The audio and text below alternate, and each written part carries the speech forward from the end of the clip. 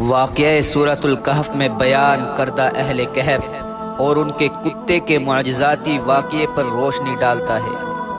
قرآن مجید کی آیات اور ان کا ترجمہ شامل کرنے سے اس کی وضاحت اور زیادہ واضح ہو جائے گی اور سمجھ آئے گی کہ کیسے آج سے 1400 سال پہلے سائنس کی باریکیاں قرآن نے بیان کر دی تھی۔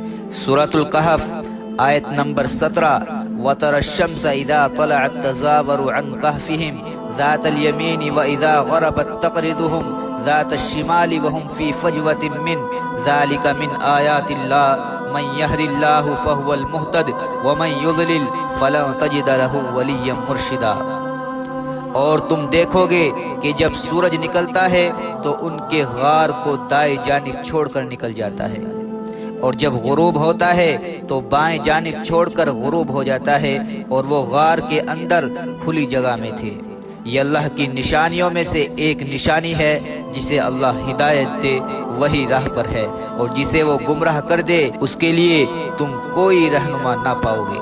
یہ آیت واضح کرتی ہے کہ اللہ تعالیٰ نے اہل کہف کے جسموں کی حفاظت کے لیے ایسا انتظام کیا تھا کہ سورج کی روشنی غار میں آتی تو ضرور تھی، لیکن ان پر براہ راست نہیں پڑتی تھی تاکہ وہ نقصان سے محفوظ رہ سکے۔ سورۃ الکہف آیت نمبر 18 وَتَحْسَبُهُمْ أَيْقَاظًا وَهُمْ رُقُودٌ وَنُقَلِّبُهُمْ ذَاتَ الْيَمِينِ وَذَاتَ الشِّمَالِ وَكَلْبُهُمْ بَاسِطٌ ذِرَاعَيْهِ بِالْوَصِيدِ لَوِ اطَّلَعْتَ عَلَيْهِمْ لَوَلَّيْتَ مِنْهُمْ فِرَارًا وَلَمُلِئْتَ مِنْهُمْ رُعْبًا۔ اور تم انہیں جاگتا ہوا سمجھو گے حالانکہ وہ سوئے ہوئے ہیں، اور ہم انہیں دائیں اور بائیں کروٹ دلوا دیتے تھے، اور ان کا کتا غار کے دہانے پر دونوں ہاتھ پھیلائے ہوئے تھا۔ اگر تم انہیں دیکھتے تو ان سے بھاگ کھڑے ہوتے اور تم پر ان کی دہشت چھا جاتی۔ اس آیت میں اللہ تعالیٰ اصحاب کہف کے جسموں کے تقلید یعنی کروٹ لینے یا پلٹنے کا ذکر کرتے ہیں تاکہ ان کے جسم محفوظ رہے اور زخم نہ آئے، لیکن ان کے کتے کا ذکر کرتے ہیں کہ وہ بغیر پلٹے ہوئے سویا ہوا تھا، جو ایک معجزہ ہے۔ سائنس اور فطری حقیقت اہل کہف کے جسموں کے پلٹنے کا مقصد یہ تھا ان کے جسموں میں زخم نہ بنے۔ جیسے جدید طب میں بتایا جاتا ہے کہ طویل وقت تک ایک ہی پوزیشن میں لیٹنے سے جسم پر زخم بن سکتے ہیں۔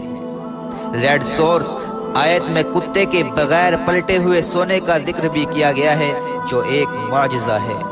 ایک جرمن ڈاکٹر اس حقیقت پر حیران ہوا کہ کتا پلٹائے بغیر محفوظ رہا، اور جب اس نے کتوں کی جسمانی ساخت کا مطالعہ کیا تو یہ معلوم ہوا کہ کتوں کے جسم میں خاص غدود ہوتے ہیں جو ایسی رطوبت خارج کرتے ہیں جو ان کے جسم کو زخموں سے محفوظ رکھتی ہے۔ قرآن کی معجزاتی حقیقت ہے یہ آیات ہمیں یہ سکھاتی ہے کہ قرآن مجید میں ہر لفظ اور ہر واقعہ ایک گہری حکمت اور معجزہ رکھتا ہے۔